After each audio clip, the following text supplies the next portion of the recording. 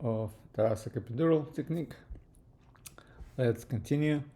So we stopped last time on ultrasound, right? So for ultrasound, we're gonna use curve probe. You can either use this one, bigger one, or baby curve probe. Low frequency, allows better penetration, and helps to get a bigger sector of view. Occasionally, in a very thin patient or small babies, regular linear probe may work, but 90% of the time, you're going to use curve probe. So you're going to adjust your machine settings. So make sure if you have a spine preset, choose spine preset. Decrease frequency and increase penetration by switching from general to penetration. And adjust your time gain compensation, increasing gain at the far field. So be aware of the relationship between the eye axis and the probe axis to avoid inadvertent probe angulation. So, for example, if you are like that, it's going to be a little bit difficult to be accurate on marking. And here we use a step up, and your eye axis is pretty much aligned with ultrasound probe axis, and that will be very important to avoid errors during marking. So we use non-standard view, I call it proximal ribs view, about 5 cm from midline with probe being sagittal, and use it to count ribs. So this is your probe, like this, and you go from a shoulder down and you count. And if you plan to do T4-5 epidural, let's say for open thoracotomy, you count your ribs until rib number 5, and then slide along this rib medially all the way to the transverse process number 5, and then to lamina number 5, and find this interlaminar space or facet deep between those two laminas. So let's talk about standard views. We talk about 4 main scanning positions: transverse or axial, midline sagittal, paramedian sagittal, and paramedian sagittal oblique.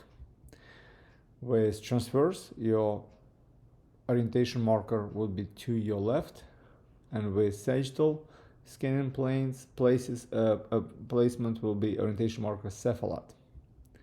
So let's start from transverse view. I have more details in the PowerPoint, but here basically quick summary. We have 4 views, and that's a little bit of a cross sections from A, B, C, and D. You may not see all 4, but you definitely will see the situation when you see transverse processes versus when you don't have transverse processes. And this echo is formed by spinous process of vertebrae above, right? So let's say, for example, let's look at the view A. So you see right here flat of your facet joints, you see transverse processes, you see spinous process of vertebrae above. So next level, a bit lower, we still have transverse processes, lower part, and you can see it by the fact that you see the base of a spinous process become sloping up a little bit. Next level, we'll lose TPs. There's no transverse processes here. And lowest one, before we get back to A, we don't have a spinous process of vertebrae above anymore. We see pretty steep angulation, and here the heads of the ribs. So we use this view, that's a 2 view, with transverse process, without transverse process, for several purposes. First, most common is just to determine midline. So we hold the probe like that, and we mark midline. Remember that spinous process tip or vertebrae above can deviate from midline and use base of spinous process of your level. So this is midline, and this is deviated from midline tip of spinous process. You can see it right here, this spinous process here is deviating from midline, same like this one too, right? And by the way, you can notice that if you have a situation like this, it would be very straightforward to use nice paraspinous approach, and you would be coming from right side, from here. It will be more difficult from that side.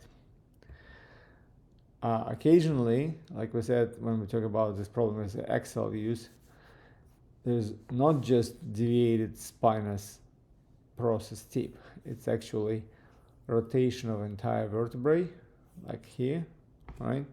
And you can actually estimate the degree of rotation if you put your ultrasound in your typical view, and instead of seeing it like that, you're gonna see it a little bit angulated.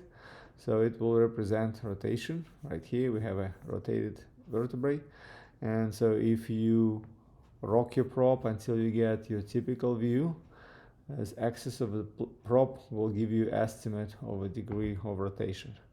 This is when we deal with scoliosis and rotation of vertebrae. So occasionally we can use this axial view not only to mark midline, but also mark interlaminar space. So remember, I was explaining this view. You see facet line, the flatness here, and this is a good surrogate marker for interlaminar view. And this time you're gonna mark not the middle of the prop like we put a midline, but along the prop, along the short size of the transducer. And it's not a bad trick, especially when you have very prominent kind of a ESP muscles and it's difficult to get good sagittal view, because usually we mark interlaminar space using sagittal views, and I'll talk about this in a second. So while we mark midline and maybe interlaminar space, we also pay attention to the depth from the skin to the lamina, and that helps us. Several reasons how it helps. So first, it's important to see if you can reach the lamina with your needle and do your retrolaminar block, right? So we know that depth of our regular needle is 38 millimeters. So if your depth from skin to the lamina is more than that, you're going to do your retrolaminar block with your TUI, because you'll not be able to reach lamina with your regular needle. And also it's important that depth to lamina will determine the lateral entry point for your paramedial approach. I'll show you this a little bit later. So let's say we have those two examples. One is relatively shallow and one is deep. In both cases, we're going to use same inward angle. We can use this clock face to figure out how big is the angle. So if from 12 to 3, it's a 90 degrees. So each hour sector is 30 degrees. So here we have about third of a 1 hour sector. So it's about 10, 15 degrees, somewhere in between there, 12 and a half. And so exactly the same angle here. But you look, the deeper is your epidural space, your lamina from the skin. If you always use same inward angle, you have to start a little bit more lateral, and you can actually more or less precisely determine this based on particular case. So instead of just always use 1 centimeter or 5 millimeters from midline, you can make it like a custom made approach. So now let's switch to the sagittal views. I'm gonna start from ultrasound parasagittal. It's the highest yield, orientation marker up. Middle side of transducer should literally hug the lateral side of spinous processes if those are palpable. So something like that. And what we're gonna see those facet joint zips. So that's the pictures we're gonna see. This on a simulator, and you can see what it translates, those little zips. It's the zips of facet joints. Why it's important? Because these facet zips are excellent surrogate markers for interlaminar space.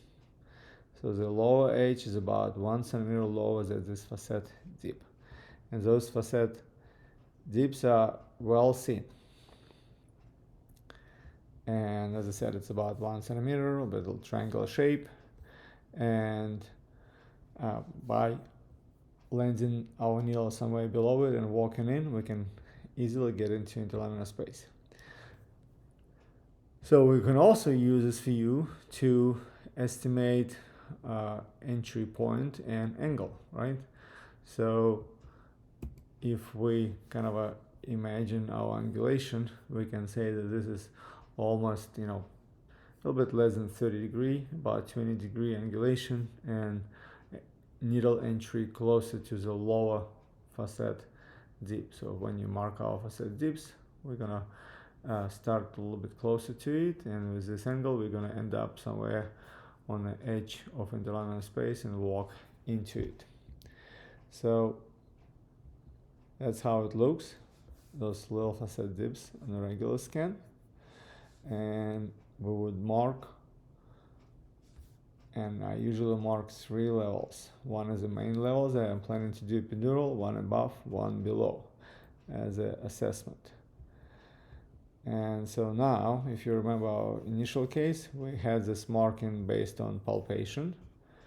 Then we added ultrasound, and we have 1, 2, and 3 marks. And those marks on the skin are surrogate markers on the projection of interlaminar space somewhere in the midline. So the next step, what we're going to do, we're going to see if we can get a glimpse of anterior complex. For that, we will angulate our probe, fan it, tilt it. Proper name would be fanning. So the beam goes through the interlaminar space right here and cuts through the spinal canal. And if we see this hyperechoic structure here, it's called anterior complex, it means that you have well open interlaminar space. We do not see spinal cord, we only see echo of vertebral body on inside of the spinal canal. And seeing anterior complex is very reassuring. It means it's going to be straightforward, pretty much one pass, no issues. And you probably can use this also as a way to optimize patient positioning. If you position patient nicely, you'll see anterior complex even in the mid-thoracic spine. So how do we get this parasagittal oblique view? So we start from our regular parasagittal view, and after that start slowly angulate our probe medially, and we're going to see this echo about 2 centimeters deeper than posterior complex. So anterior complex about 2 centimeters deeper than posterior complex, and sometimes you need first slide your probe slightly lateral and then tilt again if you cannot see it. If you're in doubt where is anterior complex, another good trick is to slide your probe down, let's say to T11, and you can almost always see AC over there, and then you get a reference point how it looks and what is the depth, and it will help you to find arterial complex in a mid-thorax. So now, after having surface landmark by palpation and adding some projection over interspaces with ultrasound, the next step is kind of visualize it, right? To see through the skin, and that will help you with procedure. An entry point is usually about less than 1 centimeter, so it's maybe right on the edge of spinous process, somewhere in the middle between those marks. So if this is marks, we're gonna go somewhat in the middle, close to the edge of spinous process. So what if you cannot see anterior complex, right?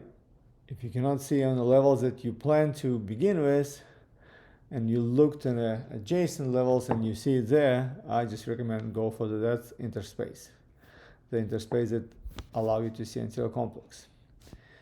Sometimes it makes sense to check from opposite side. If it doesn't matter, maybe because of the rotations or bends, you would be better off doing epidural paramedian approach, paraspinous approach, not from a right but from a left. The larger the anterior complex, and the easier to get it with ultrasound, the more open the space, so go for the bigger space. If you cannot get it, try to optimize position one more time, more better flexion. But then if you still cannot get it, don't worry about it. Most of the time, if you just start lower and more lateral, you'll be able to get into this tight space. So basically, right now, if I cannot see anterior complex, I just treat it as a more narrow space, the more difficult space to get in, and that's why I do a little bit more lateral and more carotid entry with initial upward and inward angle to get into this narrow canal. You can return back to the slide about double fulcrum to explain the logic. So that's kind of a little illustration. If everything is good, if I see anterior complex, I start right here. If I don't see it, I just go a little bit more lateral and a little bit more carotid, closer to the space here, and immediately get a little bit of inward and upward angle while trying to achieve my safe landing. Then if I cannot see anterior complex here, but I see it here, then I start another interspace. And again, we measure the distance to the lamina, and based on that, decide precisely how far from midline we want to come. So next question is it important to remember the angle? Because I used to memorize kind of in my mind the angle of transducer at which I get this good view, and I used to try to reproduce this angulation with my needle, and I don't do this anymore. I just treat wide open space versus less open space, and if I see it, I do paraspinous approach. If I don't see it, I do a little bit more toward kind of like classical paramedian approach, a little bit more lateral and a bit carotid, but I don't try to reproduce angulation when that allow me to see. Just regular paraspinous approach make it much easier, and the visualization only help me with those decision making, which level to go and how coded and how medial to start. So this quick review of all sagittal views. So one is this non-standard, your ribs, that's how you determine the level.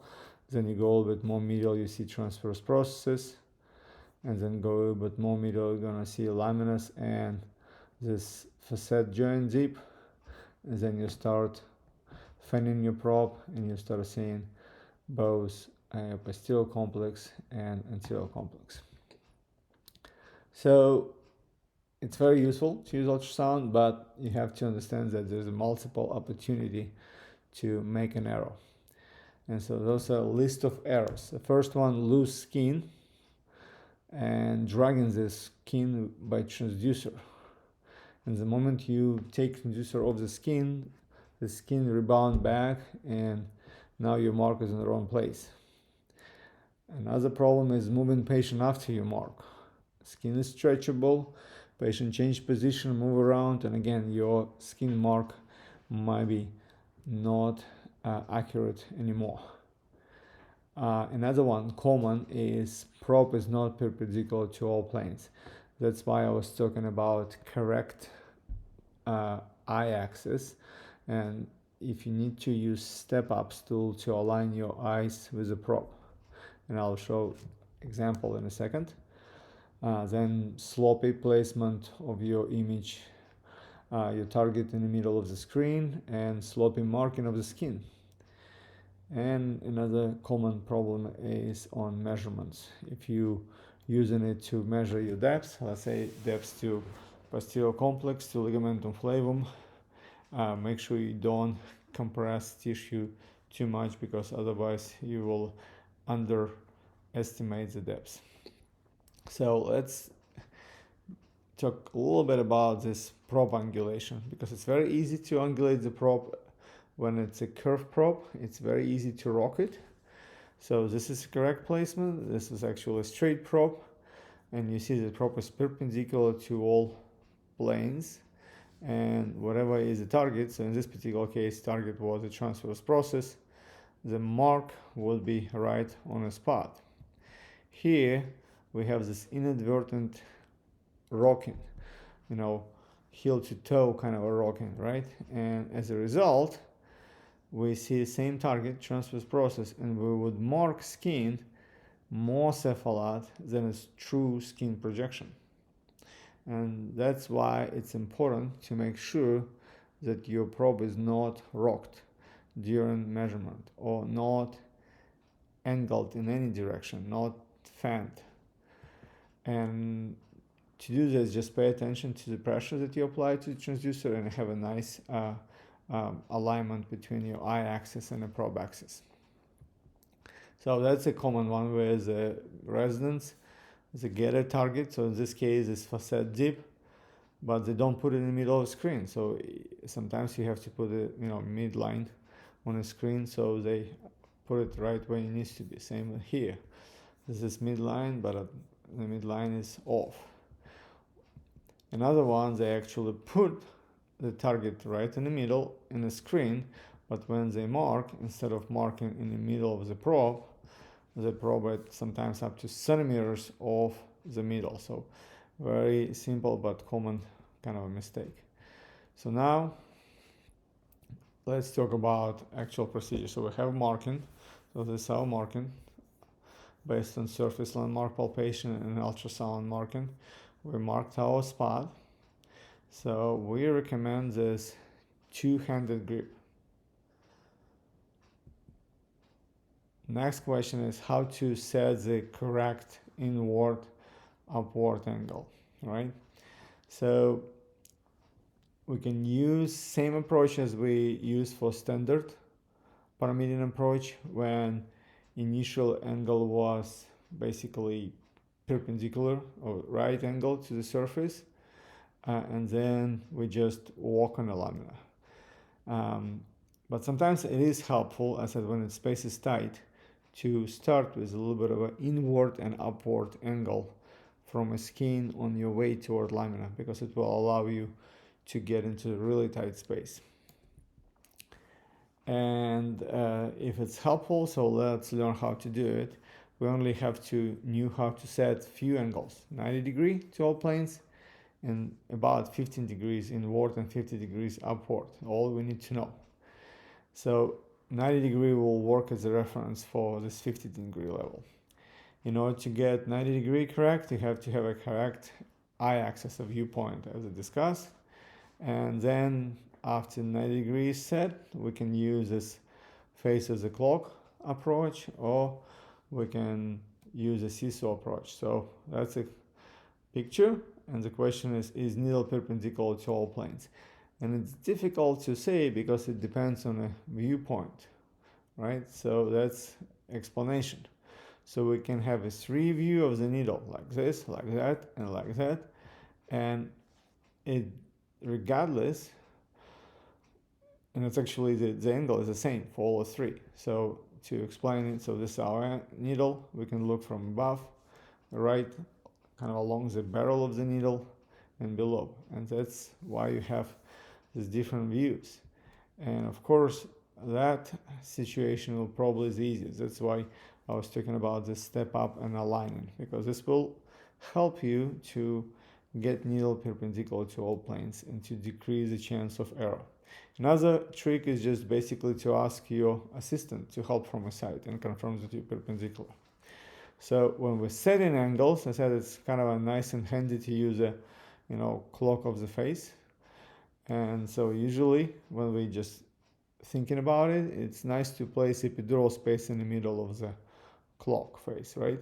So then if this is 30 degree, this is probably just a little bit less than 15 degree, right? And then if we set this angle, if we establish this angle based on ultrasound, we can actually set it using the same approach, but this time we put entry point in the middle of the clock, right? And this will allow you to end up in the right spot. And this is just one more time, I already discussed this, how we establish by using the standard 10 to 50 degree angle, how we decide how far from midline our entry point is. Another one technique for people who don't like all this phase of the clocks and angles is what I call seesaw principle. So this is seesaw principle, the way I kind of see it. And basically imagine that needle is a beam of seesaw and the fulcrum is a skin. And instead of reading the principle, I just go straight to example. And again, when we're talking about y distance, you can use your fingers right here to set this y distance, and it will help you to do this. So let's see that. So let's say it's an example of setting of correct inward angulation. So let's say this is skin, this is your vertebrae, right? And distance from skin to the lamina is 4 centimeters. I call it y distance, right? You can probe it with a needle or you can use ultrasound for that. So now, if I want my needle to end up about 1 centimeter medial to this point, like here, all I have to do, I have to make sure that the needle at this y distance at 4 centimeters move laterally 1 centimeter. So it's like seesaw. So if we move needle 1 centimeter lateral, your tip will walk exactly 1 centimeter medially. So that's kind of explanation. You can read it when you pause it. And it's very simple way of kind of dealing with it. So not only you can use it to establish your initial inward angle, you can use it for walking, right? So with some experience, you can automatically walk needle tip along the bony surface by taking those close to 2 to 5 millimeter step at a time without even thinking about it. And that will allow you, by doing those quick moves, to truly palpate the bony surface of vertebrae. So for example, by walking it, from lateral to medial, you can determine where you are. Are you walking from down and then horizontal versus up versus really up? And based on that, you can kind of deduce your location. Another application of the seesaw principle is occasionally to use it to check if your needle crosses outline boundaries. So usually when we do this epidural, we have two big boundaries, midline and interlaminar space. And frequent problem is when we, with paramedian approach, for example, cross the midline or cross from one lamina to the next lamina. And you can deduce it based on the palpation, what you feel with the needle, right? Or based on seesaw principle. You just outline that, for example, if you start, about 5 centimeters, the lamina 5 centimeters, and, the whole needle is about 10 centimeters. So it means that your hub of the needle should never cross this line that's parallel to your entry point more than 1 centimeter, that is 1 centimeter from this line, because it means that you are crossing to other side. So you can use this approach for inward angle and same for upward angle. So another important point, and I will finish because I know it's kind of difficult to grasp. You can pause the slide and watch it. It's to understand this effect of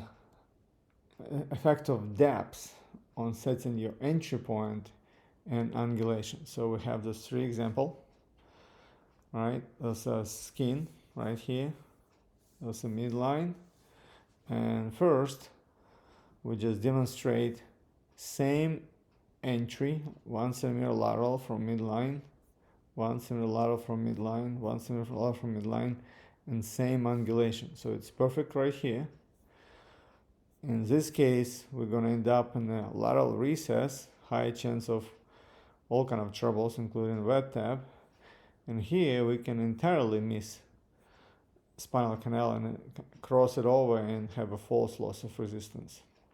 So to adjust for the depth, you either have to, if you maintain same angle, you have to start more lateral, or you have to decrease your angle.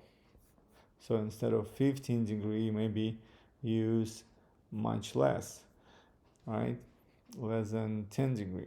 So that's important part. So let's go now and just discuss identifying epidural space.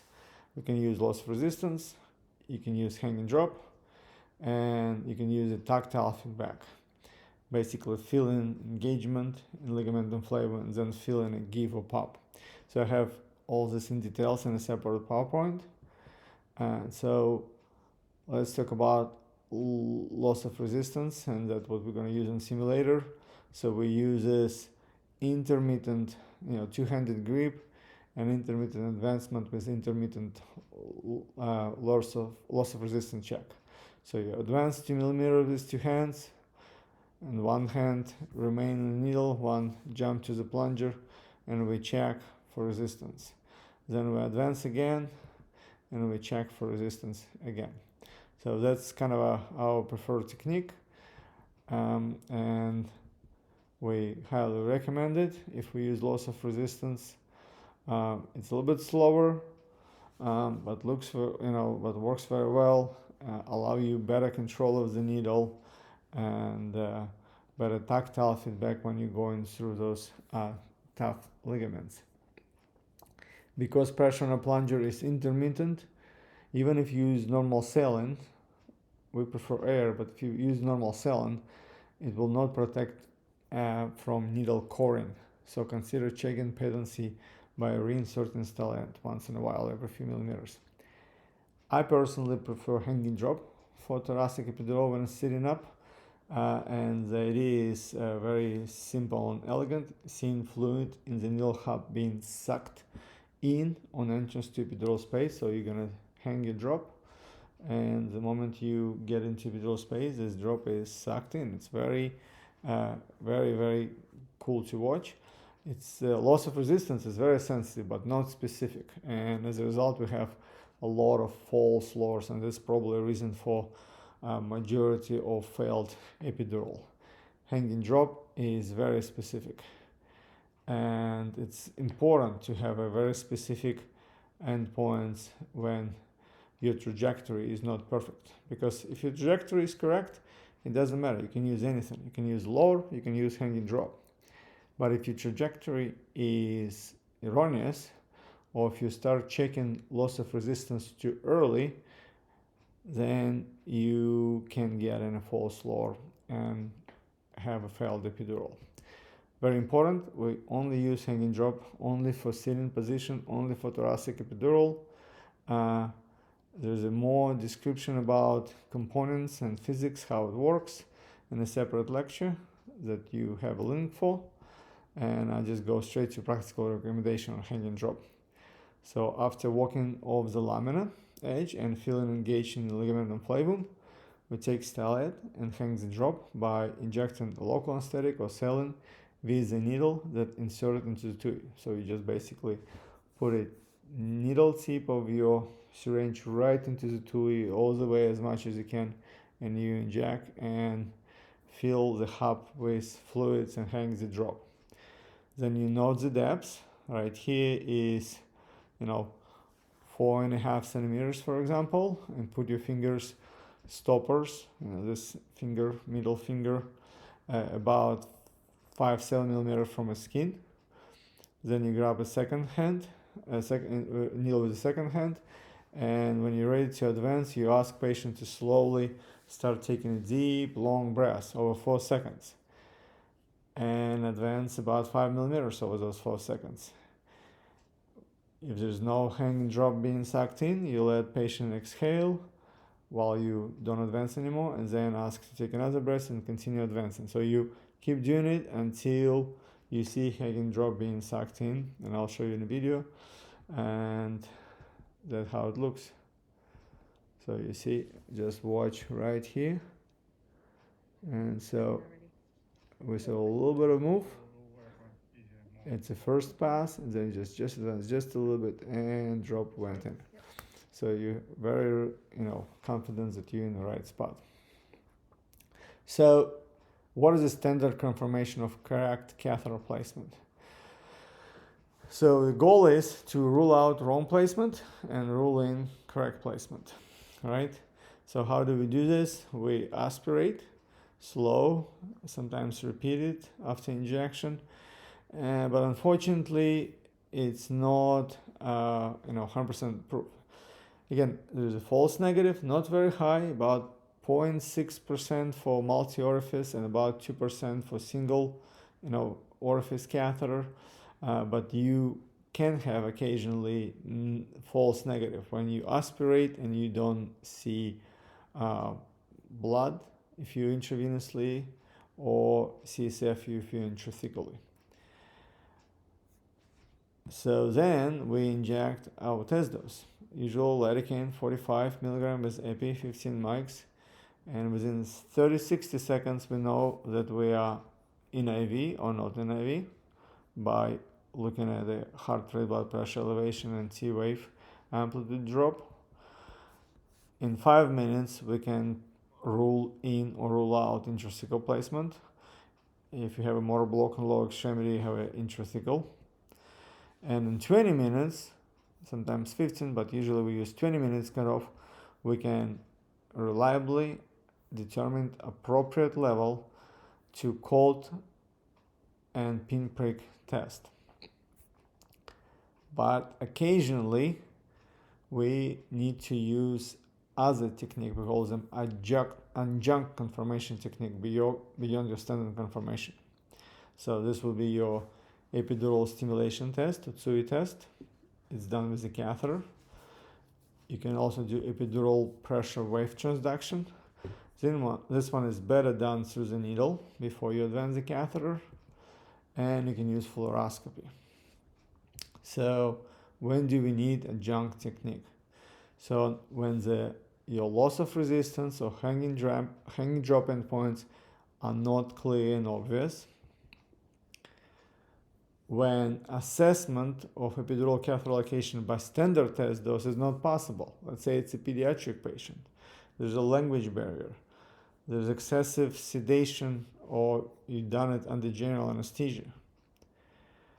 When there's a risk for cardiovascular instability with a regular test dose. Patient is very, very frail, hypovolemic, heart failure.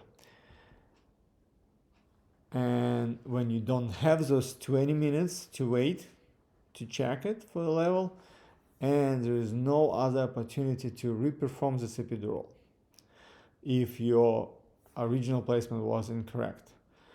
So because if you do it in advance, you check it, in 20 minutes there's no level, you just said sorry, sit the patient up and redo it again, right?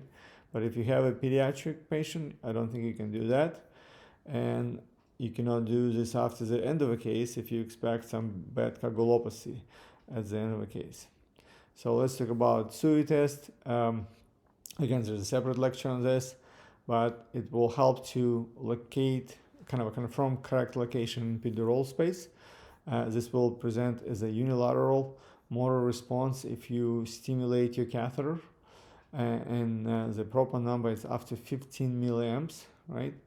If you have a unilateral response with a low current, less than 1 milliamps, you're probably on the nerve root and you have to pull your catheter back.